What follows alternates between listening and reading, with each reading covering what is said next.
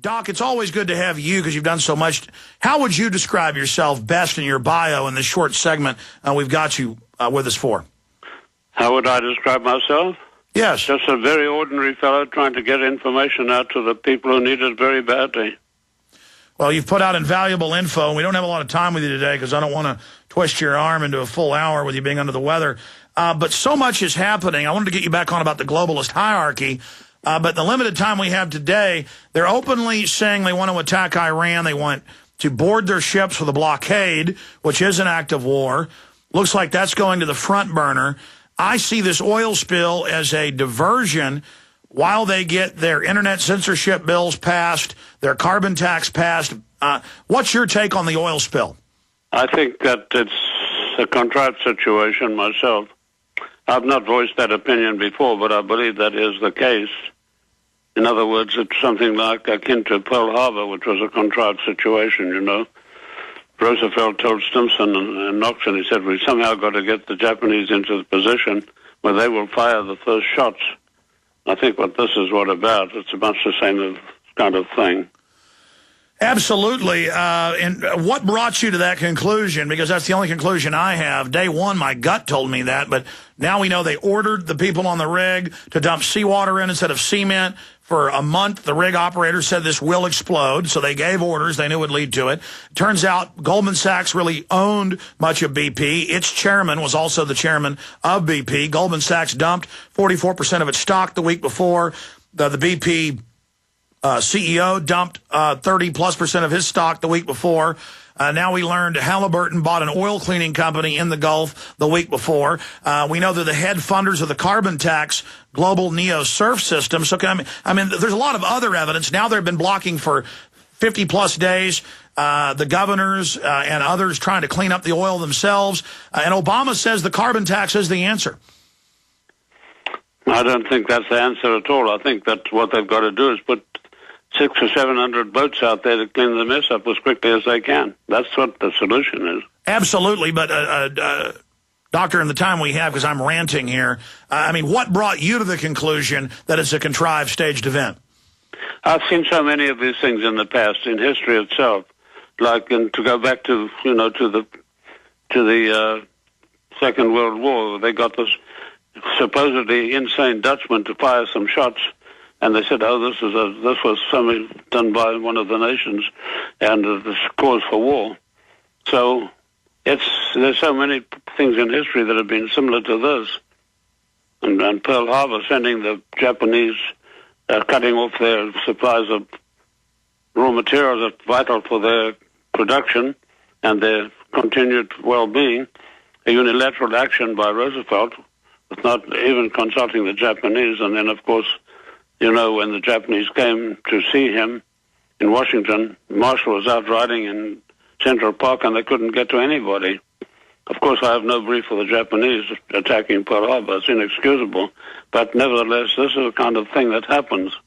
These contrived situations are made from time to time when it suits the purpose. And we all know that the Committee of 300 are the people pulling the strings, mainly, from every situation, from every angle. That's right, and if they have to sacrifice the name of BP, formerly Anglo-American Oil, they'll just change the name again, and BP has always been at the heart of pushing the global carbon tax to fund the world government, and then now notice it was a BP rig that this happened with. I don't know if you remember that what happened in the time in Iran when they had the big blow-up there and things went completely wrong. And that was called the American Oil, or Aramco, and it was called a whole lot of other names. It was only after that disaster there that they changed the name to British Petroleum. That's right. BP. That's BP. right. So it is very easy to change names. Absolutely. That's what DynCorp did after they got caught involved in sex slave trafficking. Well, Doc, in the limited time we have here, and again, we're going to nail you down for next week, so much is happening in the world. What's your concern dealing with Iran? Do you see frightening movements towards war with Iran? I see that, in my opinion, for what it's worth, war in the Middle East is almost imminent. I see this as where it's heading. All factors point to it. Wow, absolutely. We're on the same page on that front, unfortunately. You see how they're driving Iran into a corner. They're doing everything they can to. And Russia has disgraced itself by reneging on their contract, which they've had since 2003, to supply the S-300 anti-aircraft missile system. It's probably the best. It is not probably, but certainly the best in the world that could shoot down aircraft from 75 miles away and not miss, because each missile has its own guided system which cannot be jammed. Once fired, it's bound to hit its target. And so they stopped supplying that to make the way easy for them to attack Iran. That's next on the cards, which I think will lead to a major conflagration in the Middle East. I think that Putin has completely disgraced himself and Russia in this move. So Lord knows what they're up to. Russia had been claiming that they were going to not go along with an attack on Iran, but they are now, it looks like, starting to renege on that. Also, as you mentioned, Venezuela. What pressure do you think was brought to bear on Russia? By the United States? Yes. Oh, a great deal. They've sent several envoys over there to talk with Medvedev, who, by the way, is not exactly the brightest of people, but Putin had to step down because of their constitution. And Medvedev, of course, does whatever Putin tells him in the background. So I think they went to put a lot of pressure on Russia, a tremendous amount of pressure on Russia, to join in the game. China's gone along very, very reluctantly, but of course, I think that they'll find Iran a very, very hard nut to crack. They have their militia called the Pasdarans, about 1 million men, very well trained. They have their regular army, which is an enormous size. And you know, Iran itself was 10 times the size of Iraq. Since we found such a terrible job on our hands trying to subdue Iraq, how on earth are we going to do the same thing to Iran? I think it's a physical impossibility. I think it's beyond the capabilities of the United States military powers as it stands now. Well, Doctor, in closing, and we'll talk more about it next week, you write time and time again as a theme in your many books about the intentional destruction of the United States by design. We've been the empire for the Anglo-American Committee of 300. We've been the funding mechanism. But as we get towards the end and the formation of world government, clearly they want to pin all their crimes on us. Why do they want to destroy the goose that laid their golden eggs of tyranny and empire? And where do you see all of this basically winding up? What's their end game strategy? The end game, as I said before, the end game is to usher in a new world order inside of one world government, which will be the Committee of 300.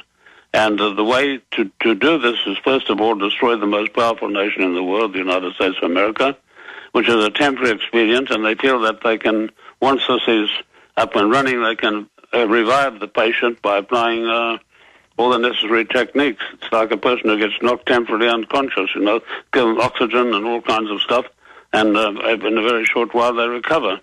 So they've got such faith in the United States, and rightly so. It's a tremendous economic power, and its powers of recovery have been proved many, many times, even after the huge disaster of Woodrow Wilson in World War I. And I'm sure that they know as well as I do that the United States can very quickly be resuscitated once the objective has been achieved.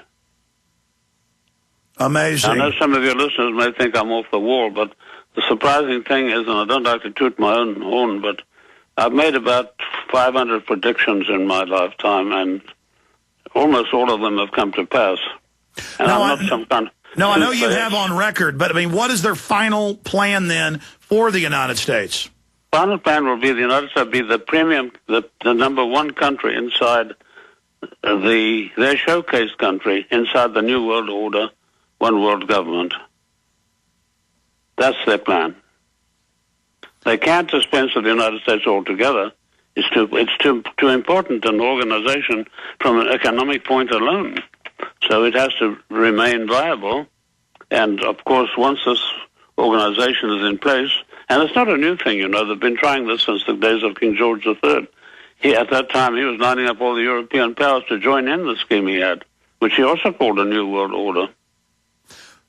Well, sure, but the Republic as we know, the free market, private property system that we've known, that is to be dismantled. Oh, yes, that will go. That definitely will go. Yes, everything will become,